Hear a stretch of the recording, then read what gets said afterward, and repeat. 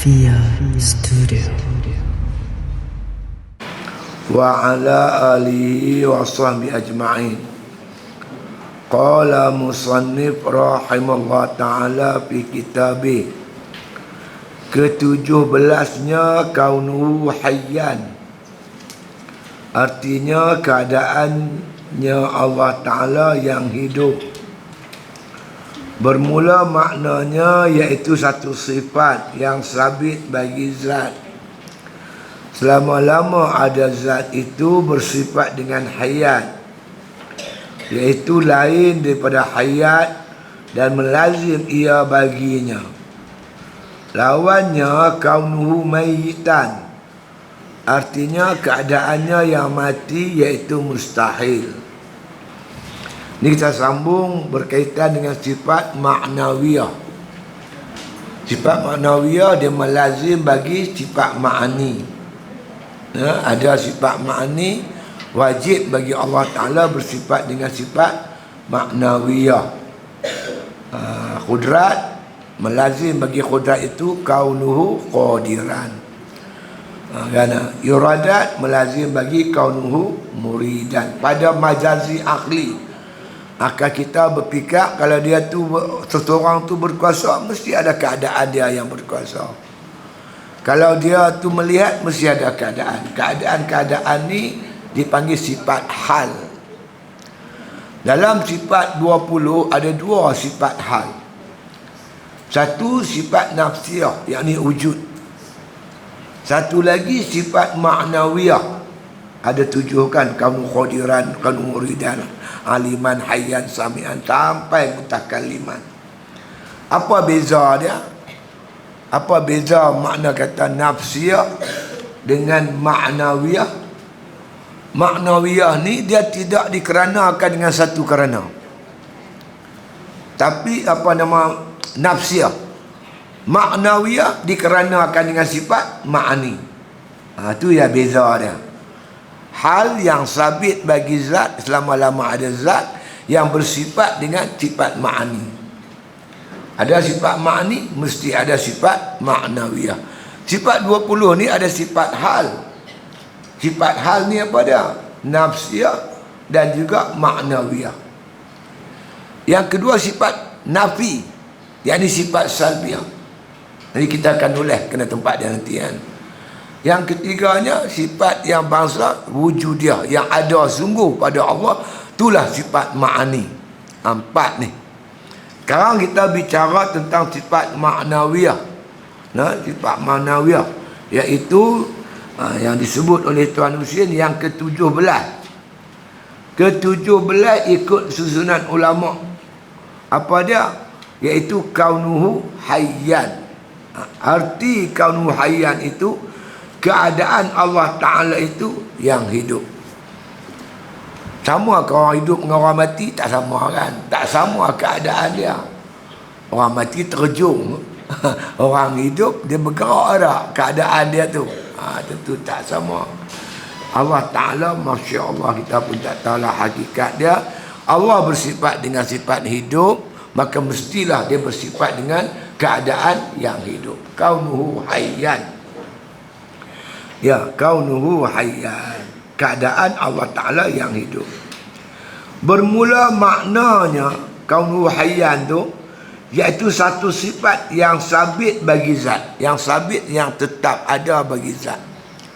Lama-lama ada zat, lama-lama tu dia bersifat dengan kaunuhu hayyan. Itu sifat-sifat ma'nawiyah, sifat yang sabit bagi zat, sifat yang tetap ada pada zat Allah Subhanahu wa ta'ala. Selama-lama ada zat. Macam mana Allah tu makna zatnya bersifat qadim, sifat dia pun bersifat qadim juga. Selama-lama makna ada zat, ada diri Allah Ta'ala, selama-lama lah dia bersifat dengan kaunuhu hayyan, tak bercerai tanggai. Sampai bila-bila, tak ada permulaan, tak ada kesudahan. Itu dia. Lama tak. Selama-lama ada zat itu bersifat dengan hayat. Lama-lama Tuhan bersifat hayat, lama-lama itulah dia bersifat dengan kaunuhu hayat. Itu dia. Keadaan Allah yang hidup. Lain daripada hayat. Kena tahu pula yang kaunuhu hayyan lain. Hayat tu lain. Apa itu hayat? Hayat ni hidup. Hidup ni makna sifat yang ada pada diri Allah Subhanahu wa taala, yang berdiri dengan zat. Itu sifat hayat. Sedangkan keadaan Allah Taala tu dia punya keadaan hal dia. Macam contoh kita nak kata macam satu orang melihat dengan orang buta. Kan? Melihat ni sifat yang ada pada diri kita, yang Tuhan letak di mata kita tu. Quwwah yang ada pada mata yang membolehkan kita melihat. Itu sifat melihat. Keadaan lain. Sama ada keadaan orang buta dengan keadaan orang yang melihat. Tentu tak sama. Orang buta berjalan macam lain, pakai tongkat, raba-raba sana. Orang celik tentu berjalan keadaan. Itu keadaan. Cara duduk, cara bangkit, cara tidur, cara makan, cara mandi, cara apa, semua berlain dengan keadaan orang yang hidup. Keadaan tu lain, sifat tu lain. Maka kaunuhu hayyan ni dipanggil sifat hal. Sedangkan hayat itu sifat ma'ani. Itu beza dia, ya nak? Beza dia. Itu kita boleh cerita lah. Hakikatnya Allah lah yang tahu tentang diri dia. Kita cuma takat tahu yang Allah cerita, yang Nabi cerita, yang ulama cerita. Lebih-lebih tak usah fikir lah. Fikir sakit kepala. Takat yang kita tahu lah. Araftu Rabbi bi Rabbi. Kenal aku akan Tuhanku dengan Tuhanku. Takat yang Tuhan cerita dalam Quran. Terus tu je. Tak usah duduk kaji dalam sangat lah kan. Kita mengaji ni macam ni. Kita mengaji apa usuluddin, kan? Mengaji ilmu tauhid, kenal Tuhan. Setakat jangan kita samakan Tuhan dengan makhluk. Jangan kita syirikkan Allah, menyerupai makhluk akan Allah, atau menyerupai Allah Ta'ala akan makhluk. Dah kenal Tuhan, takat tu. Lepas tu dah kita kenal, kita nak kuatkan iman kita, kita buat ibadat. Itu je. Bila kita buat ibadat, dia iman kita makin kuat. Jangan buat maksiat, tinggal maksiat. Kan? Bila sampai masa dan layaknya, Allah tuang nur dalam hati kita. Bila masuk nur, hati kita terang, kita kenal Allah dengan kenal yang yakin. Itu saja jalan dia. Ataupun ulama sebut jalannya itu takalli, tajalli. Apa takalli? Kosongkan jiwa kita daripada segala dosa dengan bertaubat. Sama ada dosa yang bangsa zahir atau dosa yang bersifat batin. Yang zahir kita tahulah kan, mengumpat orang, maki hamun orang, fitnah orang, makan minum arak, berjudi, itu dosa zahir semua kita tahu. Dosa bentuk batin, riak, ujub, hasad, dengki. Tahu hasad, dengki? Tak boleh tengok orang senang. Orang beli kereta baru dia sehati. Hemat, kawan hang beli kereta baru, alah hutang. Biar bila dia hutang, ya sibuk pasal dengki tu. Dengki lah, itu semua kita taubat. Itu dah proses tu nama takhalli. Bertakhliyah ataupun tazkiyah, menyuci jiwa kita. Kemudian kita isi dengan bertahalli. Apa makna tahalli? Kita buat ibadat lah, yang wajib dia, yang sunat. Wajib dan sunat ni dia perintah Allah kita buat, dia menguatkan iman. Iman ni macam pokok. Kita baca buah ayat, siram dia gemuk elok lah. Racun iman ni maksiat. Jangan buat maksiat, jangan buat kufur, buat taat. Iman kita makin kuat. Bila ada tahalli, ada takhalli tadi, Allah tajalli dalam jiwa kita, Allah tuang nur. Nabi kata, inna nuru iza dakhalal qalba infasaha wan syaraha. Nur masuk hati, hati jadi lapang, terbuka, tak sempit, tak tertutup, bercahaya hati itu. Dengan nur makrifah inilah kita pandang kepada Allah. Itu anugerah daripada Allah, itu jalan dia. Itu jalan kita menguatkan iman. Terasa tak? Kita dulu ada kawan-kawan kita dulu tak semayang, tak apa, mengaji tak apa tak. Ada dia pusing. Buat maksiat ke, tak buat taat ada sehati tak? Tak rasa apa-apa. Tapi bila makna kata dia mula dah mengerjakan taat, mula pergi mengaji. Ada kawan saya seorang tu, dia kerja di Pulau Pinang, di pulau. Dan lepas kerja dia balik mai semayang asar tu dekat Temerang Jaya. Hari tu ustaz trafik jam atas jambatan. Gostan tak boleh, gohek tak boleh. Dah pukul 6, asar dak lagi. Allah gelisah ustaz, dia kata. Tak semayang asar, gelisah. Dulu ada? Dulu mana ada? Makna iman kita dah kuat. Bila makna kata kita meninggalkan taat, kita rasa bersalah yang amat besar. Kita buat maksiat lagi rasa bersalah. Itu makna iman kita dah meningkat lah tu. Pasal apa meningkat? Berkat kita buat taat tadi ni. Meninggalkan maksiat, Allah angkat iman kita. Sebab tu Tok Guru saya kata, iman ni dengan ibadat ibarat kiambang dengan ayak. Kan kiambang duduk atas ayak, tinggi ayak, tinggilah kiambang. Rendah ayak, rendahlah kiambang. Begitulah iman kita, makrifah kita tinggi, makrifah tinggi ibadat. Rendah makrifah, rendahlah ibadat. Jadi kerja kita begitulah. Dia senang je bila orang tanya Nabi apa itu Islam. Nabi kata, antahula Rabbi Allah. Kamu kata Tuhan aku Allah. Summa tastaqima kama umirta. Kemudian istiqamah, berkekalan untuk melaksanakan perintah Allah. Itu je Islam. Jadi kita macam itulah. Pertama, tanggungjawab kita kenal Tuhan. Kita boleh beza dengan makhluk. Yang kedua, untuk mendapat keimanan yang kuat, kita teruskan buat ibadat kepada Allah.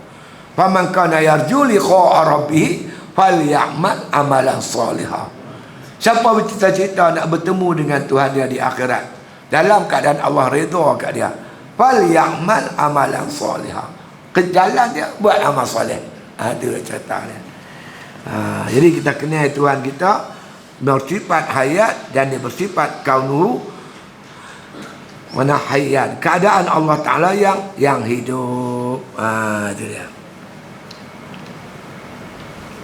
Qala musannif rahimahullah ta'ala, yakni selama-lama ada zat itu bersifat dengan hayat, iaitu lain daripada hayat.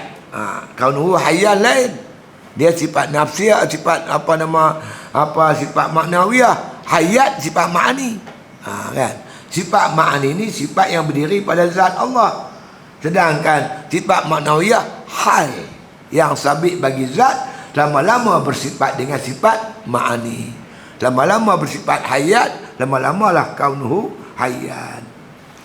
Dan melazim ia baginya, melazim sifat kaunuhu hayat ni baginya, bagi hayat. Dia melazim. Akal tak terima ada sifat ma'ani, tak ada sifat maknawiyah. Akal tak terima. Hayat ada, keadaan yang hidup tak ada, tak boleh. Samakah keadaan orang hidup, keadaan orang mati? Tentu tak sama kan, berbeza. Jadi dia melazim bagi sifat ma'ani. Itulah sifat maknawiyah. Qala musannif rahimahullah ta'ala, lawannya. Kenapa lawan? Dibawa lawan tu supaya mentahqiqkan lagi yang wajib.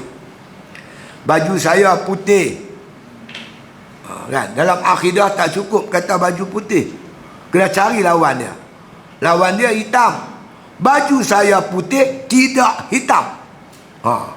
Tak hitam tu menguatkan lagi putih. Itu nama akidah, tahqiq. Nak dapat tahqiq, makna mengisbatkan yang wajib, menafikan yang mustahil. Baru dia tahqiq. Dengar cerita Ustaz dapat anak. Ustaz dapat anak apa? Anak saya laki-laki, bukan perempuan. Bukan perempuan tu nak bagi tahu laki-laki sungguh. Itu dia. Wa tawakkal hayy 'alal hayyil ladzi la yamut. Allah kata, hendaklah kamu bertawakul kepada Allah yang hidup tak mati. Hidup tak mati. Itu dia. Kan? Itu makna kata segi akidah dia macam tu. Bawa main lawan. Semua orang tak faham. Apalah lawan-lawan? Dia pun tak faham. Lawan ni nak bagi kuat lagi. Yang kita pegang tu, bawa main lawan dia. Kan? Seperti mana firman Allah Ta'ala, "Faman yakfur bitaghut wa yu'min billah faqad istamsaka bil urwatil wusqa lam fisama laha." Barang siapa kufur dengan taghut dan beriman dengan Allah, sesungguhnya dia telah memegang simpulan tali iman yang kukuh, tak putus-putus. Simpulan iman yang kukuh tu iaitu tolak taghut, beriman dengan Allah. Beriman dengan yang benar, menolak yang salah. Dia kena dua-dua. Dua-dua tu kena ada. Satu, beriman dengan Allah yang hak. Yang kedua, menolak, kufur dengan yang tak betul. Yang ni taghut. Ni baru jadi akidah. Kita pun kata la ilaha illallah. Cukuplah Tuhan aku Allah. Dah, dia tak mau. Dia mesti ada nafi isbat. La ilaha, tiada Tuhan ku sembah illallah, melainkan Allah. Apa salah kata Tuhan aku Allah? Aku sembah Allah. Nabi tak bawa yang tu. Nabi bawa wa ana ad'ukum ila kalimatain khafifatan 'alal lisan wa thaqilatan fil mizan syahadatu alla ilaha illallah. Aku datang pada kamu membawa satu kalimah yang ringan pada sebutan tapi berat pada timbangan, iaitu la ilaha, tiada yang bersifat dengan sifat ketuhanan melainkan Allah. Menafikan yang batil, mengisbatkan yang hak. Gitu. Tu duk main lawan tu. Dan duk lawan pun jadi berapu. Kita ulama susun tu cantik dah tu. Cantik dah. Ulama susun dia ada pasal, kan? Qala musannif rahimahullah ta'ala, kata lagi Tuan Husin, lawannya kaunuhu mayyitan, artinya keadaan Allah Ta'ala tu yang mati, iaitu mustahil, tak terima pada akal. Akal tak terima. Yang wajibnya Allah Ta'ala bersifat kaunuhu hayyan. Itu ke 17, ke 18. Kita bagi laju sikit apa? Ke 18 kaunuhu sami'an, artinya keadaan Allah Ta'ala yang mendengar. Macam itulah juga, no? Macam saya urai tadi lah, bukan sifat mendengar, keadaan Allah mendengar. Kalau mendengar tu makna basar. Ini kaunuhu basiran. Kaunuhu sami'an, sama kaunuhu sami'an, keadaan Allah yang mendengar. Bermula maknanya iaitu satu sifat yang sabit, yang tetap bagi zat. Lama-lama ada zat itu bersifat dengan sama. Lama-lama Allah bersifat sama, mendengar. Lama-lama itulah bersifat dengan kaunuhu sami'an, iaitu lain bersama. Sama sifat makni kan. Kaunuhu sami'an sifat maknawiyah. Maknawiyah sifat hal. Sedangkan makna kata ma'ani sifat bangsa wujudiyah. Dia berlain. Tak sama. Sama apa sama lain, kaunuhu sami'an pun lain, tak sama. Dan melazim ia baginya. Melazim ni mengikut pada pemikiran akal kita. Kalau kita dah yakin Allah bersifat sama, mesti ada kaunuhu sami'an, mesti ada. Akal tak terima orang yang mendengar tapi keadaan dia pekak. Mana boleh kan? Bila dia bersifat mendengar, keadaan dia pun mendengar lah kan? Lawannya kaunuhu asamma. Dia kena ada alif, asamman. Kaunuhu asamma artinya keadaan yang tuli, mustahil, akal tak terima. Allah bersifat sama, kita dah confirm dah, dah jelas dah, tahqiq dah. Tiba-tiba keadaan Allah tu tuli, tak boleh. Mesti keadaan dia pun mendengar. Ya. Tu ke berapa? Ke 18. Ke 19, kaunuhu basiran. Artinya keadaannya Allah Ta'ala yang melihat.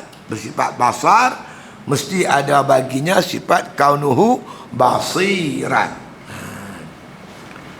Bermula maknanya iaitu, dia serupa lah, sama serupa semua.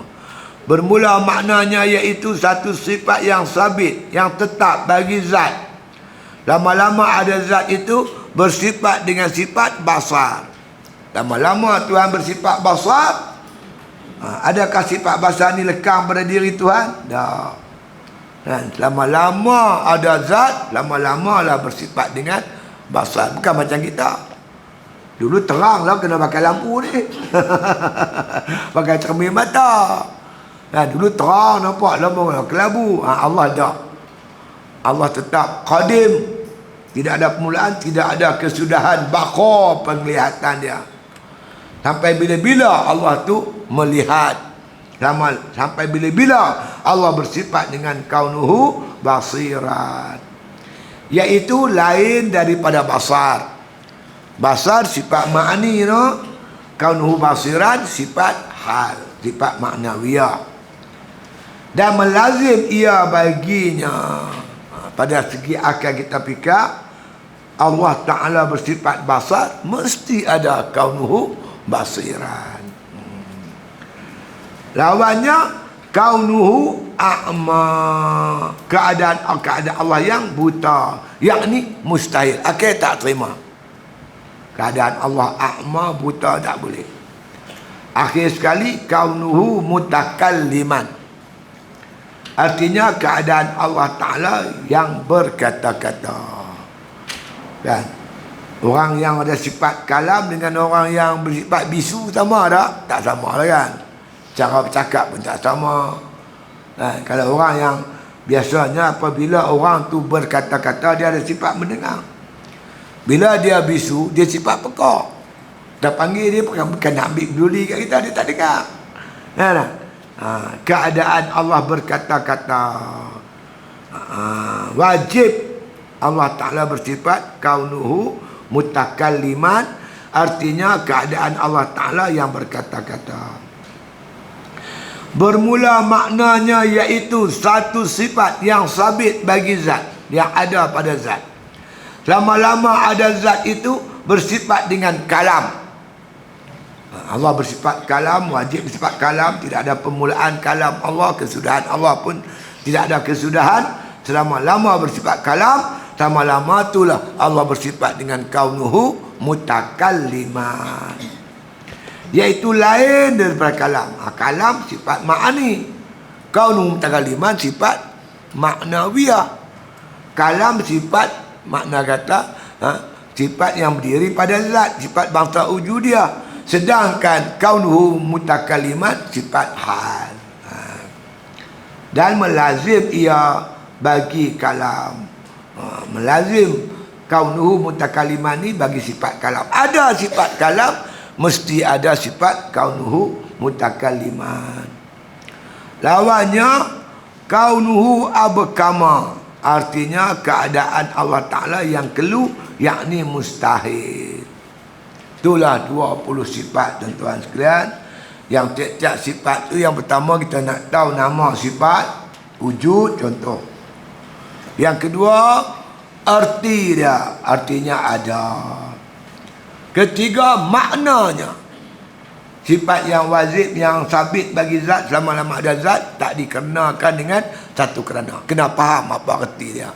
Keempat, lawan dia. Kelima, dalil dia. Dalil sama ada dalil nakli atau dalil nakli. Itulah 5 perkara dengan jalan tafsir yang kita kena tahu terperinci. 20 sifat ikut qaul Imam Mansur Maturidi.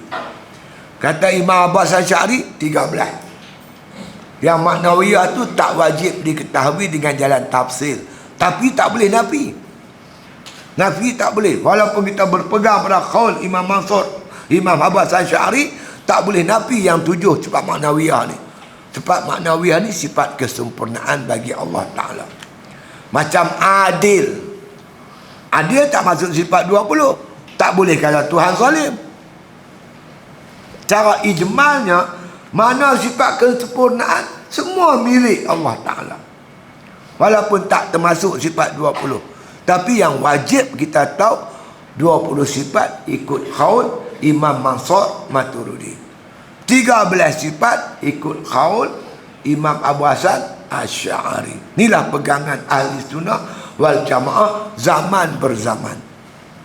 Tapi akhir-akhir ni saya pun tak tahu. Di sekolah tak ada dah sifat 20. Cek balik sekolah. Zaman saya ada lagi wujud bidang bakar apa. Tapi akhir-akhir ni dah tak ada. Lagu mana boleh hilang saya pun tak tahu. Sedap-sedap hilang terus daripada silibus. Tak ada. Lah ni rata-rata orang banyak yang tak tahu sifat 20. Tambah huraian-huraian dia tu tak tahu. Nasib baiklah kita ada pondok. Ustaz yang mengaji pondok ni duk baca lagi sifat apa kita tauhid di masjid-masjid, berpandukan kitab-kitab yang dikarang oleh ulama-ulama, kan? Ulama-ulama terdahulu. Jadi peganglah elok, faham elok. Saya pesan begitulah. Dan mengaji sifat 20 ni untuk sah iman kita. Tapi nak bagi kuat iman, kita kena buat ibadat. Jauhi maksiat.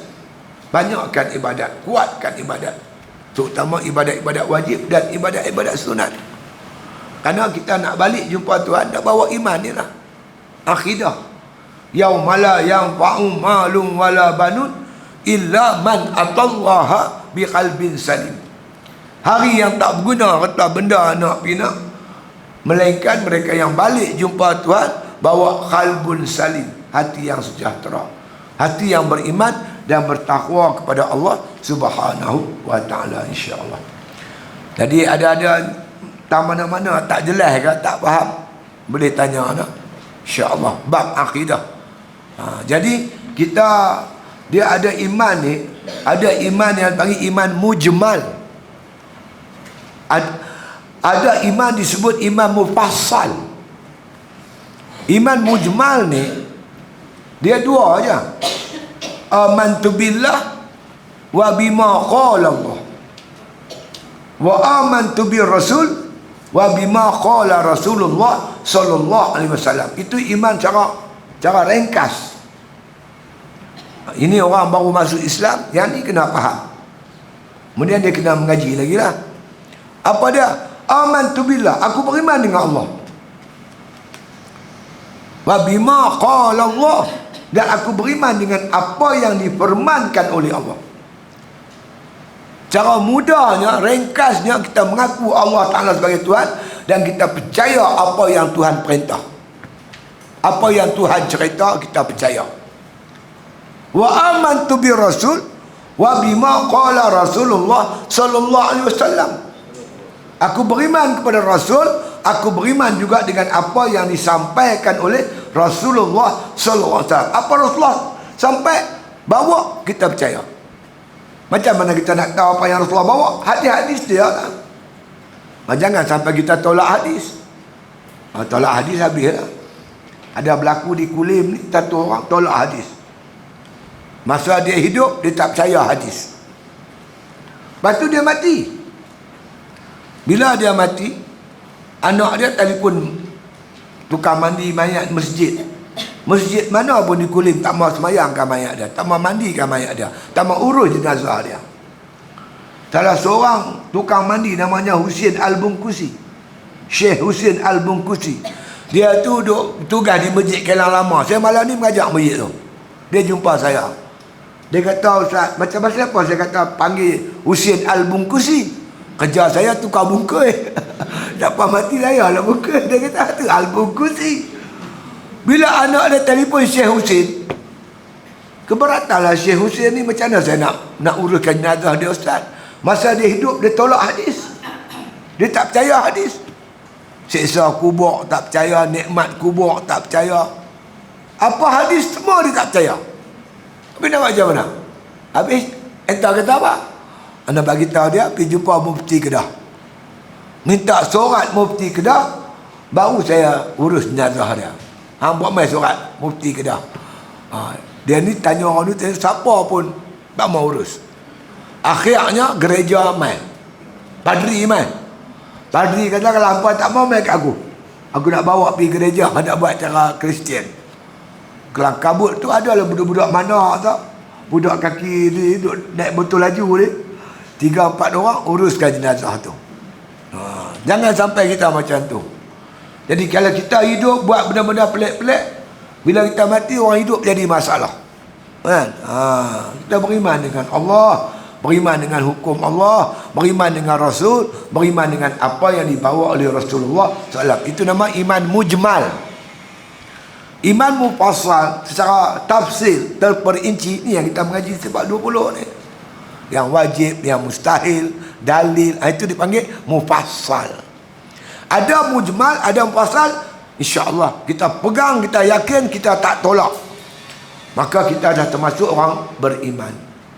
Nak bagi kuat iman, buat ibadat, tinggal maksiat. Itu je. Tu saja kerja kita, tak nak masalah apa. Tunaikan segala perintah Allah wajib dan sunat, tinggalkanlah dengan Allah haram dan makruh. InsyaAllah iman kita makin lama makin kuat. Ni yang disebut oleh Nabi SAW, al-imanu uriyan wa libasuhu taqwa wa zinatul haya wa samaratul ilmu. Iman ni telanjang. Al-imanu uriyan, iman ni telanjang. Kita mengaji sebab 20, kita yakin dengan apa yang kita mengaji. Itu iman kita ada. Tapi Nabi sifatkan iman bertelanjang, iman bogeh, tak ada pakaian. Apa pakaian iman? Walibasuhut taqwa. Pakaian iman takwa. Apa takwa? Tuhan suruh buatlah wajib sunat. Yang Tuhan larang tinggallah haram makruh. Ni kita buat wajib sunat, tinggal haram makruh, artinya kita iman kita makin cantik. Ibarat orang dah ada pakaian. Nak cantik lagi, wazinatul haya. Perhiasan iman malu. Kena ada malu. Orang azan masuk waktu, kita tak main semayang, kena ada malu lah sikit. Nak sembang berdua-dua laki perempuan, malu. Nak niat di hati ni buruk-buruk sangka kat orang, malu. Macam apa? Kita tahu Tuhan duk tengok, Tuhan duk dengar, Tuhan tahu apa lintas hati kita. Malulah kat Tuhan. Orang yang ada malu ni kira iman dia hebat. Nabi kata kalau hampa tak malu, buatlah apa pun. Jadi kita meninggalkan ataupun kita ada perasaan malu. Puncaknya wasamaratul ilmu. Buah iman tu ilmu. Ilmu apa? Ilmu ma'rifatullah. Mengenal Allah dengan kenal yang yakin, iaitu mengikut apa yang dianugerah oleh Allah. Nur yang Allah tuang dalam hati kita. Hingga disebut oleh Nabi SAW, inna nura iza dakhalal qalba infasaha wa nisyaraha. Nur bila masuk dalam hati, hati itu lapang dan terbuka, terang. Lama kita mengaji, kita percaya kan, percaya syurga, percaya neraka, semua kita percaya. Tapi bila nur masuk, keyakinan itu cukup kuat. Kita ni ibarat orang ambil periksa, budak-budak masuk bilik periksa, dia tahu dah jadual nak periksa tu, dia tahu tarikh dia, SPM ke, SCPM ke, stamp ke, kan? Dia tahu dah bila nak masuk periksa. Hari nak periksa tu makin dekat, makin dekat, makin dekat. Sedangkan persiapan dia tak cukup. Banyak lagi pelajaran yang dia tak baca. Cemas tak nak masuk bilik periksa? Cemas. Bagi orang yang mata hati dia terang, dia nampak kematian makin dekat, makin dekat. Persiapan belum cukup. Jadi tu yang dia usaha sesungguh membuat persiapan. Karena keyakinan dia tu cukup kuat kepada Allah Subhanahu Wa Taala dan terhadap rukun-rukun iman. Ya, itu dia. Jadi mudah-mudahan makna kata kita mengaji ni kita ulang balik, ulang-ulang. Mana yang kita tak apa nak faham, kita boleh tanya, tak ada masalah insya-Allah. Tapi yang pentingnya untuk menguatkan keimanan ini dengan mengerjakan ibadat dan menjauhi segala maksiat. Jangan kita dekati maksiat. Jangan dekati maksiat. Kita isi hidup kita dengan penuh ketaatan kepada Allah Subhanahu Wa Taala. Ya. Kemudian kata musannif, ketahui olehmu bahwasanya dalil atas sekalian sifat maknawiyah itu, iaitu ain dalil sifat ma'ani. Sifat maknawiyah ni melazim bagi sifat ma'ani. Ada khudrat, kaunuhu qadiran. Ada iradat, kaunuhu muridan. Ilmu, kaunuhu aliman, sampai 7 kan. Dalil untuk kita makna mengetahui sifat ma'nawiyah Seperti mana juga dalil macam mana sifat ma'ani. Kita ambil innallaha ala kulli syai'in qadir. Itu dalil qudrat. Dengan ayat itu kita yakin Allah berkuasa. Ambil dalil itu sebagai tanda Tuhan berkuasa. Bila kita yakin Allah berkuasa, mesti ada pula kaunuhu qadiran. Dalil yang sama. Dalil yang sama yang digunakan untuk sifat ma'ani, dalil itu jugalah boleh dipakai untuk sifat maknawiyah. Gitu kata Tuan Husin. Jadi cukuplah daripada wujud sampai kaunul mutalimat, semua ada dalil. Dalilnya cukup ada. Cuma akal ni guna dalil nakli, akal ni follow, ikut. Akal ni ikut. Okey, kita ambil bagainya dalil qudrat. Innallaha ala kulli syai'in qadir. Allah Ta'ala atas segala satu amat berkuasa. Betulkah Tuhan kata Tuhan amat kuasa? Apa makna kuasa? Kuasa maknanya taksir, memberi berkat. Yang tak ada, Tuhan bagi ada. Ada tak makhluk ni boleh bagi, yang tak ada boleh bagi ada? Benda tu tak ada, bagi ada. Umpamanya kita kata nyamuk, asal nyamuk ni tak ada. Ada tak siapa boleh bagi ada seekor nyamuk?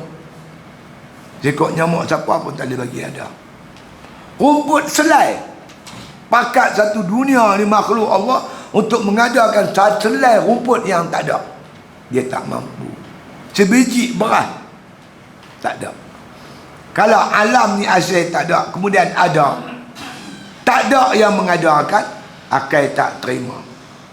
Akal tak terima. Jadi apa yang Tuhan kata, akal boleh nampak.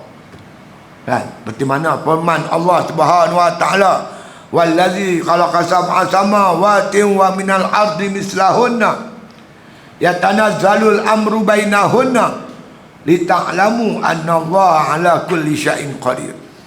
Allah yang menjadikan 7 petala langit dan dia juga menjadikan 7 petala bumi.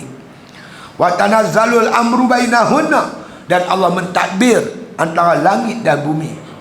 Bumi Allah tadbir, langit Tuhan tadbir. Macam kita hari ni panas, hujan. Lah ni panas, tepi kulim tu ada 2 orang budak mati. Dia bakal panggil apa stroke haba, terlampau panas. Kita pun kecut apa tu, doktor apa dia pergi kutub utara, dia kata bongkar air tu cair habis dah ni. Dia akan dalam masa tahun 2040 dijangka berlaku kiamat iklim. Bila air ketul-ketul ni dia jadi cair, maka bumi ni penuh dengan air. Dia akan berlaku banjir, berlaku tsunami.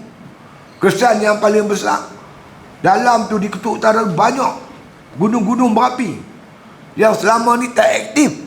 Sampai pasal ketul-ketul air sejuk ni dia tak aktif. Bila ketul air dah cair, dia akan meletup. Banyak akan terlibat. Dijangka negeri kita akan terlibat dengan gerak gempa tak lama lagi.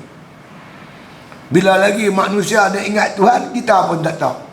Terus dengan maksiat, tak takut pada Allah Ta'ala. Allah tunjuk tanda-tanda macam-macam. Jadi Allah Ta'ala boleh buat apa saja. Amat berkuasa terhadap sesuatu. Allah buat semua ni untuk apa? Lita'lamu annallaha ala kulli syai'in qadir. Supaya kamu tahu Allah Ta'ala tu amat berkuasa di atas segala sesuatu. Allah lah yang maha kuasa. Jadi dalil-dalil Quran ni boleh kita suluh dengan akal kita. Memang kita tak ada kuasa. Yang maha kuasa Allah Subhanahu wa ta'ala. Itu yang dia kata tu, dalil semua ni pakai dalil Quran, tapi dapat dibantu oleh akal yang bangsa Horiziyah, akal yang sempurna, dapat menerima hujah-hujah Quran. Itu dia. Qala musannif rahimahullah ta'ala, ketahui bahawasanya sifat 20 itu terbahagi atas 4 bahagi. Pertamanya sifat nafsiyah namanya, iaitu 1, iaitu wujud. Kedua sifat salbiah namanya, iaitu 5 sifat, iaitu khidam, baqa, mukhalafatuhu ta'ala lil awadis, dan qiyamuhu ta'ala binafsih dan wahdaniyah. Ketiga sifat ma'ani namanya, iaitu 7 sifat, iaitu khudrat, iradat, ilmu, hayat, sama', basar dan kalam. Keempatnya sifat ma'nawiyah namanya, iaitu 7 sifat pula, iaitu kaunuhu khadiran dan kaunuhu muridan dan kaunuhu aliman, kaunuhu hayyan, kaunuhu sami'an dan kaunuhu basiran dan kaunuhu mutakalliman. Dah kita cukup 20, kita kena faham 20 ni pula bagi 4. Nah, ada 4 sifat besar. Macam kita lah, kita mengaji semayang kan, ada 13 rukun semayang.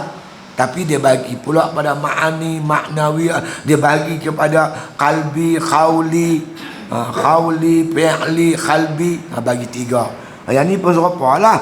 Sifat 20 tu dibagi kepada 4 bahagi. Pertama sifat nafsiyah namanya, iaitu wujud. Nafsiyah ni asalnya nafsun. Nun fasin, nafsun. Nafsun ni maknanya diri. Dalam bahasa tauhid, diri ni dinama zat. Dibangsakan kepada zat. Sifat yang dibangsakan kepada zat. Wujud, ada. Ada apa? Ada diri Tuhan tu ada. Assalamualaikum. Kita bagi salam. Kita duduk kampung. Kita pergi duduk kerja Kuala Lumpur. Lama tak balik. Kita balik kampung, pergi rumah Pak Mat, kawan baik kita.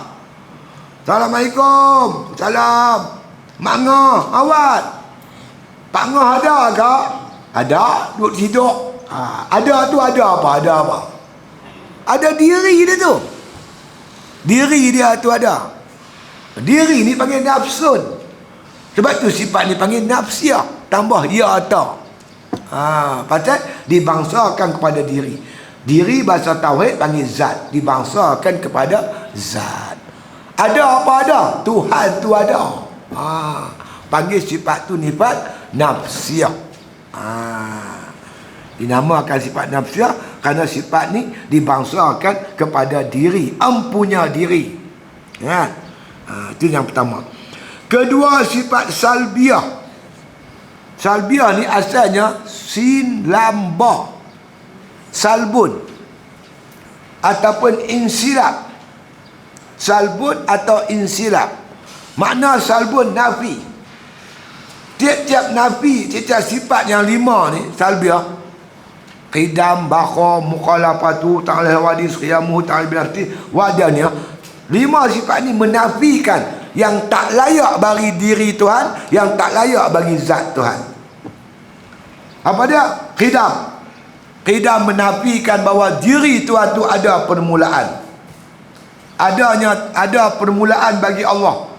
Baharu bagi Allah tu dinafi oleh makna kata sifat qidam. Maka sifat qidam nama sifat salbiyah, sifat nafi, menafikan yang tak layak bagi Allah Ta'ala. Itu panggil sifat salbiyah. Baqa, menafikan bahawa Allah Ta'ala tu ada kesudahan. Macam kita ada sudah kan, mati. Yang menafikan tu, sifat menafikan tu namanya sifat, makna kata baqa. Baqa tu nafi. Maka baqa panggil sifat salbiyah, menafi. Sampailah ke 5 tu macam tu lah. Dipanggil sifat tu sifat yang menafikan yang tak layak bagi diri Tuhan, tak layak bagi sifat Tuhan. Sifat mana? Qudrat, iradat, ilmu, hayat, sama', basar, kalam. 7 sifat ma'ani ni dinafikan yang tak layak bagi sifat ni oleh sifat salbiyah. Contoh bagi mudah faham. Seperti mana qidam, menafikan bahawasanya kudrat Allah tu ada permulaan. Kuasa Tuhan ada mula, tak layak. Yang menafikan tu namanya qidam. Begitulah sifat mana kudrat Allah, tak ada kesudahan. Lafaz yang menafikan tu nama baqa. Kuasa Tuhan sapa dengan makhluk, tak betul. Lafaz yang menafikan tu nama mukhalafah. Namanya mukhalafah, menafikan yang sifat Tuhan tu ada bersamaan dengan sifat baharu. Jadi makna kalau kita pecah, makna kata 5 ni, dia menafikan makna kata sifat Tuhan, zat Tuhan yang tak layak bagi Tuhan, dan menafikan yang tak layak bagi sifat Allah Ta'ala. Sebab tu dipanggil ianya sifat salbiah ataupun insilab ataupun salbun. Tak apa, kita masuk nanti tajuk dia kita perincikan lagi, insya-Allah bagi jelas. Tu yang kedua. Dipanggil sifat tu iaitu dinamakan sifat tu sifat salbiah, iaitu 5 sifat. Apa dia? Qidam, baqa, mukhalafatu ta'ala hawadis, dan qiyamu ta'ala binafsi, dan wahdaniyah. Habis. Ketiga sifat ma'ani, namanya. Mana sifat ma'ani? Ada 7. Qudrat, iradat, ilmu, hayat, sama', basar, kalam. Ma'ani ni bermakna, memberi makna. Apalah makna Tuhan, makna ketuhanan? Kalau Tuhan tu lemah, apa makna raja? Berdaulat. Kalau raja tak ada daulat, raja apa? Raja Gopal lah. Raja mesti ada makna dia. Makna dia berdaulat. Dia boleh suruh, dia boleh larang. Bila dia suruh jadi kenyataan, dia larang jadi kenyataan, baru ada makna. Apa makna Tuhan kalau lemah? Aku ada Tuhan, tapi Tuhan aku lemah. Macam Tok Pekor tu, boleh jentik hidung. Tuhan apa? Tak ada makna. Dia tak? Boleh jentik, boleh tampak muka dia. Macam Sayyidina Umar cerita, kami dulu buat Tuhan, dia buat dengan buah kurma. Cucuk jadi tok kuang besar. Bila aku lapar dia, aku kepak hidung dia, aku makan. Tuhan apa lagu ni? Jadi dengan sifat ma'ani ni memberi makna ketuhanan, baru Tuhan kuasa berkehendak, kehendak Allah siapa tak boleh halang. Yang mendengar, yang melihat, baru memberi makna. Lepas tu panggil ma'ani. Ada apa? 7. Qudrat, iradat, ilmu, hayat, sama', basar, kalam. 7. Dan keempatnya sifat maknawiyah namanya, iaitu 7 sifat. Sifat maknawiyah, 7 sifat pula, iaitu kaunuhu qadiran. Dia berkata kaunuhu tu bahasa Kedah. Bukan bahasa Kedah, keadaan Allah Ta'ala yang berkuasa. Saya Kedah ni nak tergelak juga. Saya main Kedah, tapi saya tak pusing rata lah. Saya pergi Kulim dengan Sungai Petani. 2 ni lah saya pun. Kulim 2 masjid, Sungai Petani ada 5-6 masjid. Saya pergi. Jadi orang Perak bila tahu kita saya duduk main Kedah, dia bertanya, betul lah Kedah tak ada ayat? Dengar macam nak kiamat dunia. Tak tahu aku pergi masjid Pancuk pun keluar berdarah. Biasalah, kalau tak ada ayat sana sikit sini sikit, biasalah. Saya, mak mentua saya ada 2 orang duduk Selangor. Seorang di Sejangkang, seorang di Tanjung Karang. Meleleh. Nak mandi kena pergi RNR tu, pergi mandi. Nak kira tak ada kata, tak ada ayat. Kan semua ada, biasalah. Tapi nak berburuk orang ni, ya Allah. Sampai pakai paip bomba pun dia pakai atas sakau ayat orang. Baru ni anak saya masuk Jawi, Katan. Bomba, pakai paip bomba bagi mandi tu. Dia tembak. Saya ingat lagi duduk Pulau Mangkok. Setahun sekali kami basuh masjid. Bila basuh masjid panggil bomba. Bomba buka paip bomba, dia basuh tembak masjid terang elok. Apa salah paip bomba digunakan untuk bagi orang ayat tak ada nak raya. Yang tu pun tak boleh. Kacau betul manusia ni. Aku heran tak tahulah. Haru biru jadi dia. Tak tahulah kita ni. Sama-sama Islam ni kita berdengki. Tu yang masalah kita. Habis. Baik.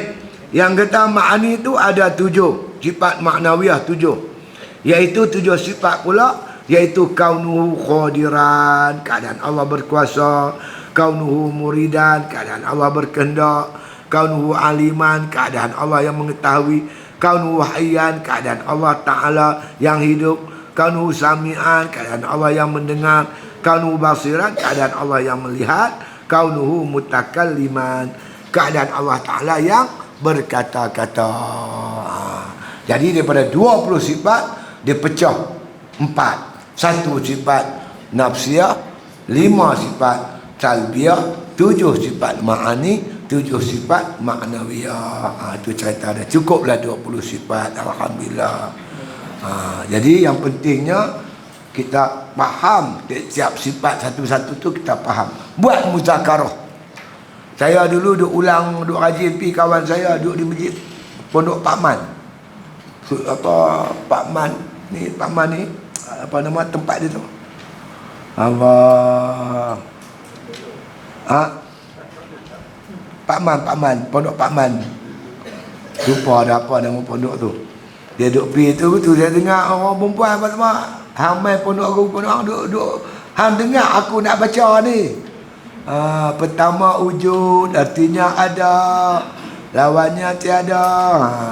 Wujud itu sifat yang sabit bagi zat, lama-lama ada zat, tak dikerenakan dengan satu kerana, diulang-ulang, diperingat-ingatkan. Tapi yang lebih penting lagi, kita faham setiap satu huruf tu, perkataan tu, kita faham apa maknanya.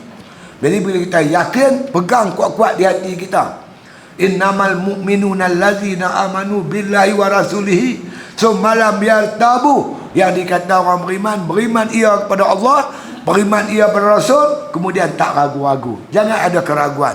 Kita yakin sungguh-sungguh terhadap sifat-sifat Tuhan yang kita mengaji. Jadi keyakinan kita ada. Nak bagi kuat, buat banyak ibadat. Siapa yang bagi kita kuat? Allah bagi kita kuat lah. Kan? Tuhan sebut dalam Quran, faman kana yarju liqa'a rabbih falyamal amalan shalihan. Siapa cita-cita nak jumpa dengan Tuhan? Maksud cita-cita bertemu Tuhan ni dua makna. Di akhirat kita jumpa Tuhan dalam keadaan Tuhan redha kita. Di dunia kita beriman dengan Allah dengan iman yang yakin. Jadi ni cara dia. Lepas tu nak kuat dia, kena banyakkan ibadat lah. Buat ibadat. Kerana ibadat ni saya sebut selalu, ibadat ni baja bagi iman. Jangan buat maksiat. Kerana maksiat itu makna racun bagi iman. Iman inilah yang insya-Allah kita akan bawa balik bertemu Allah Subhanahu wa taala. Jadi kematian kita makin dekat, makin dekat. Inilah persiapan kita. Kan? Dalam menghadapi hari-hari kita akan datang insya-Allah. Salah satu kot yang mampu saya sampaikan akhir sekali, kok ada soalan apa-apa sila. Boleh faham? Ya. Tanya. Bila kita dengar dulu soal habis tu, dia masuk surga dengan ibadat kan, tak cukup Allah Taala ni apa? Masuk dengan rahmat Allah Taala kan. Tapi di mana kita nak, macam mana dan di mana kita nak dapat rahmat Allah Taala? Soalan saya dulu. Ya, memang bila kita mengaji bab akidah, kita mengaji bab kudrat, kuasa. Yang berkuasa masuk kita ke syurga Allah. Yang masuk kita ke neraka pun Allah. Bukan kita masuk dengan amal ibadat kita ada. Itu yang disebut oleh ulama, kita masuk syurga dengan rahmat Allah. Tapi nak dapat rahmat Allah tu pula kena buat ibadat. Macam mana kita nak dapat rahmat Allah tanpa buat ibadat? Rahmat ni kasih sayang. Kita lah sebagai bapa, kita tentu tak boleh nafi ada anak kita sayang, ada anak kita tak sayang, kurang sayang. Ada tak ada? Mana ada sayang semua? Ada yang kita sayang, ada tak sayang. Yang kita sayang yang mana? Yang dengar cakap, suruh sembayang, suruh mengaji. Jenis yang buat ketegak tu, suruh sembayang tak mau, mengaji tak mau, melawan, berjamu. Kita dengar Allah apalah lagi. Jadi kita buat ibadat ni, kita makna kita nak mencari rahmat Allah, mendapatkan rahmat kasih sayang Allah. Hingga Allah kata dalam Quran berkaitan dengan puasa. Kalau kita baca ayat puasa tu mula 183 Al-Baqarah sampai berapa? dekat 190 kot. Celah-celah tu Allah cerita, Allah sebut, wa iza sa'alaka ibadi anni fa inni qarib. Bila hamba-Ku yang beribadat di malam-malam Ramadan tu, yang menghidupkan malam-malam Ramadan, hamba-Ku yang buat ibadat ni, bila tanya kamu Muhammad tentang diriku, habang kat depa, fa inni qarib, aku dekat dengan mereka. Jadi ibadat ni mendekatkan diri kita dengan Allah. Satu hadis qudsi, Allah berfirman, la yazalu yataqarrabu ilayya bin nawafili. Sentiasa hamba-Ku yang nak menuntut hampir kepada aku, mereka dapat hampir diri kepada aku bin nawafil, dengan ibadat-ibadat sunat. Ibadat sunat ni ibadat yang membawakan kita dekat dengan Allah Subhanahu wa taala. Hatta uhibbahu, sehingga Allah sayang kat kita. Bila Allah sayang kat kita, takkan Tuhan nak lempak masuk neraka. Itu yang kata masuk syurga dengan rahmat kasih sayang Allah. Bukan kita mencari kasih sayang Allah dengan tak ibadat dah. Itu dah angan-angan. Nah, insya-Allah.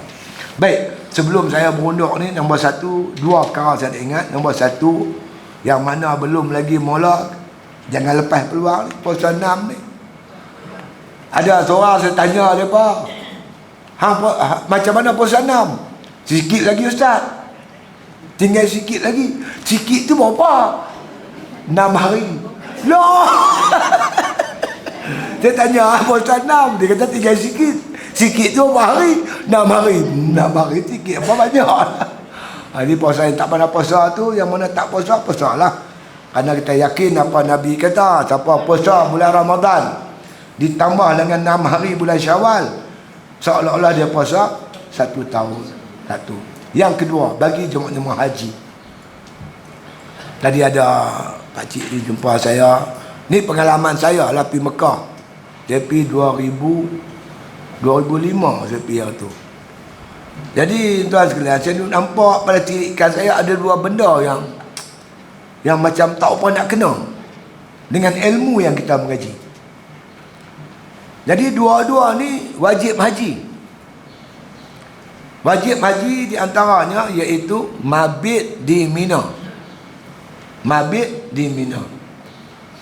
Yang kedua, melontak pada hari-hari tasyrik.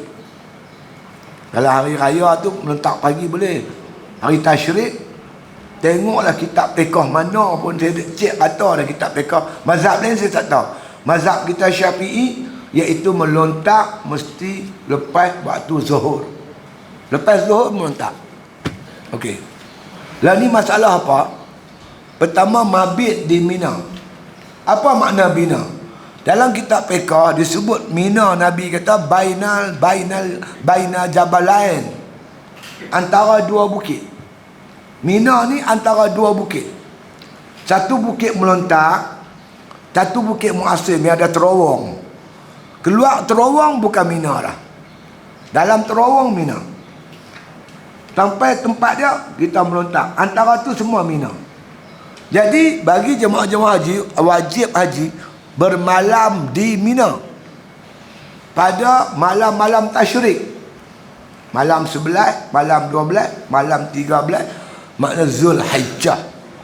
3 malam ni. Bagi yang tak buat nafar awal lah. Nafar awal dia memalam 2 malam je, malam 11, malam 12. Kan? 13 tu dia dah keluar dah. Kan? Jadi maksud bermalam di Mina, kita kena duduk di kawasan Mina, antara tempat melontak sampai terowong tadi ni. Dia ada 2 qaul. Qaul yang pertama, yang paling kuat, kita berada separuh malam di Mina. Malam 12 jam. Sebab Mekah ni pada Khatul Istiwa. Khatul Istiwa ni malam dia 12 jam. 12 jam disebut separuh malam, 6 jam. Saya tengok di Mina tu, masuk maghrib dia pukul 5 petang. Pukul 5 masuk maghrib. Kalau kita masuk maghrib di sana sampai pukul 11. Dia ada 6 jam, sampai pukul 11 baru kita keluar. Kan? Itulah 11, 12, 13 hari bulan Zulhijjah. Itulah cerita dia. Ataupun qaul yang kedua, kita bersemayang subuh di situ. Semayang subuh. Boleh juga. Tapi yang kuatnya duduk 6 jam. Yang jadi masalah, kemah kita orang Malaysia ni, Malaysia, Indonesia, Singapura, Thailand, Filipina, kita di luar pada Mina.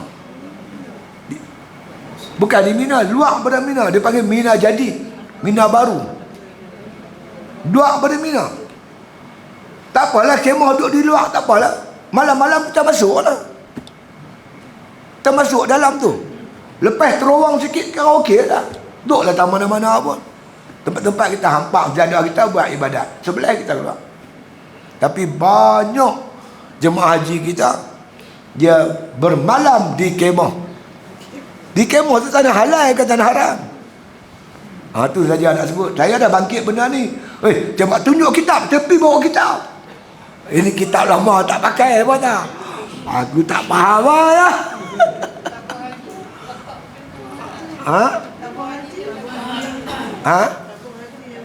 Tabung haji dia ikut ni Saudi punya fatwa Wahabi. Itulah nak abang yang tu lah. Jadi kan payah kita masuk dalam tu. Masuk sampai ke sebelah keluar tu ya. Kalau orang lelaki senang lah, orang perempuan ni tak beradik lagi, tak balik lagi, tak sampai. Kalau ada suami tumpang lah, tak sampai pi ramai-ramai pi. Duduk di situ. Duduk tak mana-mana, tak apalah buat ibadat. Itu satu no. Yang kedua, melontar. Melontar ni, melontar hari raya tak apalah, pagi-pagi boleh, lepas subuh boleh. Melontar hari tasyrik, buka kita tengok, saya cek dah habis. Mazhab kita Syafi'i lah, melontar mesti masuk waktu zuhur. Macam sembahyang zuhur lah, masuk waktu boleh sembahyang. Mana boleh sembahyang awal. 11 okey, betul tu. 12 tak apa lagi, hari nak balik 13 tau. Dia pergi melontar lepas subuh. Saya kata, woi, dia bukan melontar, dia pergi. Dia berkata saya pembangkang. Mentang-mentang lah duduk Malaysia jadi pembangkang, duduk Mekah pun jadi pembangkang. Bukan bangkang. Yang aku faham, yang aku faham, lepas zuhur. Lepas tu kan, lepas dia pergi, subuh pergi, balik-balik melontar, lebih kurang pukul 8, 9 pagi, dia runtuh kemah. Nak pergi duduk mana? Kita nak tunggu zuhur ni, pagi dah lepas runtuh, ke 9 pagi dah runtuh kemah. Bas dah tak ada. Dia kata, ya berjalan kaki bawa beg galah. Beg-beg besar-besar kirim kat dia pak. Kita pergi tunggu itu. Kemudian saya sampai, kita masuk terowong. Belah kiri tu dululah ada jamban, besar jamban dia. Saya tanya semua jemaah haji yang duduk situ, semua kata kami menunggu waktu zuhur, waktu melontar. Saya jumpa orang berpondok meleleh apa. Main mana pak cik? Main Kedah. Kedah tahu mana? Meleleh. Cik buat apa ni? Nak tunggu lontar. Tak masuk waktu lagi dah tak? Tanya seorang main pada Kelantan, jawapan yang sama. Saya tengok tuan ada orang Pakistan, orang India berjambang. Saya reti lah sikit broken English. Tanya-tanya, dia pun jawab begitu. Semua jawab benda yang sama. Menunggu waktu zuhur untuk melontar. Lepas tu kita dah melontar, nak balik macam dah. Tumpah naik teksi ya. Kan payah. Dia panggil haram, haram, haram. Haram tu biji haram lah. Naik-naik tu dia hantar biji haram lah. Biji haram kita tahu kan, kita duduk pergi ulang alik selalu. Itulah pesan saya dua ni. Dua-dua ni wajib haji. Kita tak buat, kena dam. Kena bayar dam. Banyak orang tak buat macam tu. Hari yang ketiga Ustaz. Hari yang ketiga yang tu. Apa dia? Hari ketiga. 11, 12, 13. Lepas tu, tapi mereka balik awal-awal. Subuh belah dah. Tak, mereka buat macam ni tak ada. Mereka nak atur kita punya masa tu. Tak takut berebut dengan jemaah lain. Dia dah bagi tahu ada orang Melayu pada sampai sini, mereka bagi waktu subuh. Jemaah lain mereka bagi malam, ada malam, ada zuhur. Elakkan pertemuan. Takut jadi macam yang itu kan. Dia remput tu maksud masuk meninggal. Daripada elakkan pertemuan. Iyalah, kalau tak mau melontak tengah hari, buat hujung sikit ke apa ke. Banyak ruang dia.